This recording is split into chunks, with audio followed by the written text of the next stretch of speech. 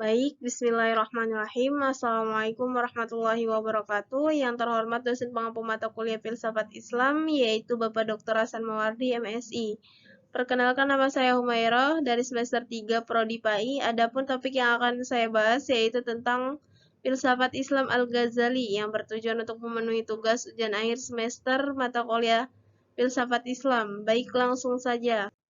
Baik, di sini saya akan menjelaskan tentang riwayat hidup Al-Ghazali, yaitu nama lengkapnya Abu Hamid Ibn Muhammad Ibn Ahmad Al-Ghazali, lebih dikenal dengan kata Al-Ghazali.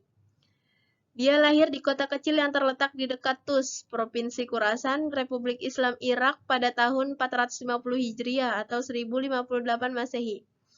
Nama Al-Ghazali ini berasal dari kata ghazal yang berarti tukang pintal benang, karena pekerjaan ayahnya adalah memintal benang wol.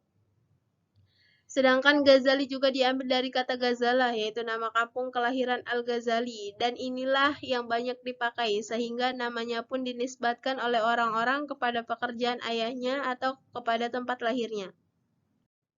Orang tuanya gemar mempelajari ahli tasawuf, karena orang tuanya hanya mau makan dari hasil usaha tangannya sendiri dari memenun wol.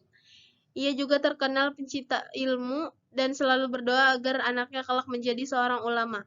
Amat disayangkan ajalnya tidak memberikan kesempatan padanya untuk menyaksikan keberhasilan anaknya sesuai doanya. Awal mula Al-Ghazali mengenal tasawuf adalah ketika sebelum ayahnya meninggal, namun dalam hal ini ada dua versi. Yang pertama, ayahnya sempat menitipkan Al-Ghazali kepada saudaranya yang bernama Ahmad. Ia adalah seorang sufi, dengan bertujuan untuk dididik dan dibimbingnya dengan baik. Yang kedua, ayahnya menitipkan Al-Ghazali bersama saudaranya Ahmad kepada seorang sufi untuk dididik dan dibimbing dengan baik. Sejak kecil Al-Ghazali dikenal sebagai anak yang senang menuntut ilmu.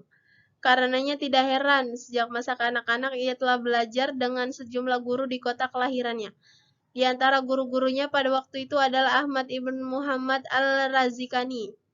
Kemudian pada masa mudanya ia belajar di Nishapur, juga di Khurasan, yang pada saat itu merupakan salah satu pusat ilmu pengetahuan yang penting di dunia Islam. Ia kemudian menjadi murid Imam Al-Haramain Al-Zuwaini yang merupakan guru besar di Madrasah An-Nizamiyah Nishapur. Al-Ghazali belajar teologi, hukum Islam, filsafat, logika, sufisme, dan ilmu-ilmu alam. Berikut ini adalah karya-karya Imam Al-Ghazali. Rampung dari mempelajari beberapa filsafat, baik Yunani maupun dari pendapat-pendapat filosof Islam, Al-Ghazali mendapatkan argumen-argumen yang tidak kuat, bahkan banyak yang bertentangan dengan ajaran Islam. Oleh karena itu, Al-Ghazali menyerang argumen filosof Yunani dan Islam dalam beberapa persoalan. Di antaranya, Al-Ghazali menyerang dalil Aristoteles tentang azalinya alam dan pendapat para filosof yang mengatakan bahwa Tuhan tidak mengetahui perincian alam dan hanya mengetahui soal-soal yang besar saja. Berikut karya-karya tulisnya meliputi berbagai disiplin ilmu pengetahuan. Berikut beberapa warisan dari karya ilmiah yang paling besar pengaruhnya terhadap pemikiran umat Islam. Yang pertama ada Maqasid al-Falasifah, yaitu tujuan-tujuan para filosof. Yang kedua ada Tahawuf al-Falasifah, yaitu kekacauan para pemikiran para filosof.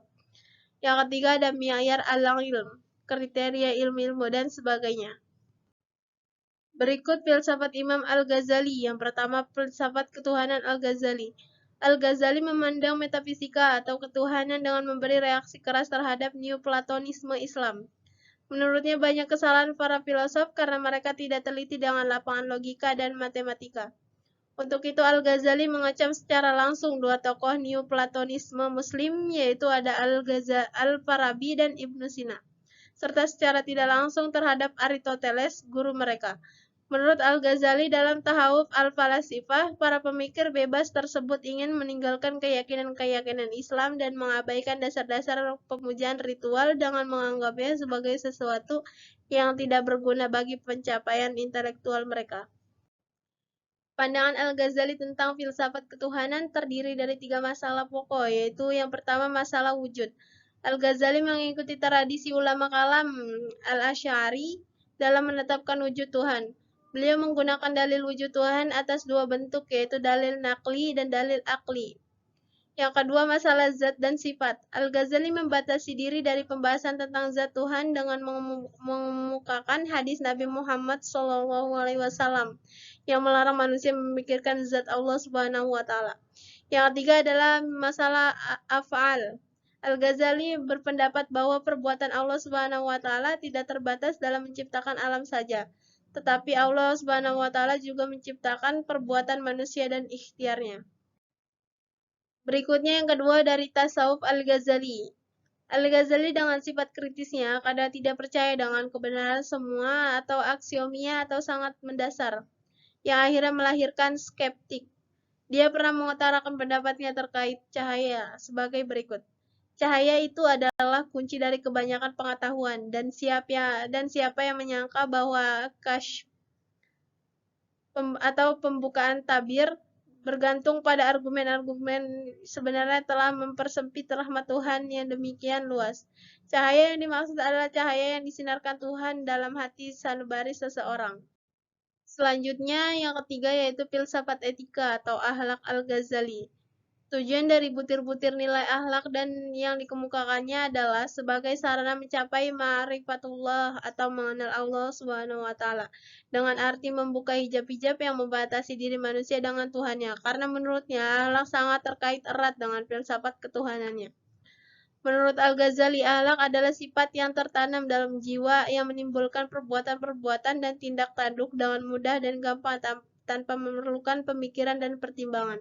Dalam hal ini terdapat persamaan antara Imam Al-Ghazali, Ibn Mashkawi, dan Tusi, bahwa akhlak mulai dengan pengetahuan tentang jiwa dan sifat-sifatnya. Selanjutnya pengaruh pemikiran-pemikiran Imam Al-Ghazali setelah masa dan generasi sesudahnya. Pemikiran Al-Ghazali banyak mempengaruhi masa setelahnya karena sesuai dengan ajaran Islam. Ia mendapat gelar Hujatul Islam karena jasanya dalam mengomentari dan melakukan pembelaan terhadap berbagai serangan dari pihak luar, baik Islam maupun orientalis barat. Pemikiran Al-Ghazali dan Ibn Rashid pada dasarnya memiliki satu garis kesamaan, yaitu sebuah garis yang berangkat dari titik pemikiran Ibnu Sina dengan aliran filsafat yang memiliki bangun dasar wahdatul wujud.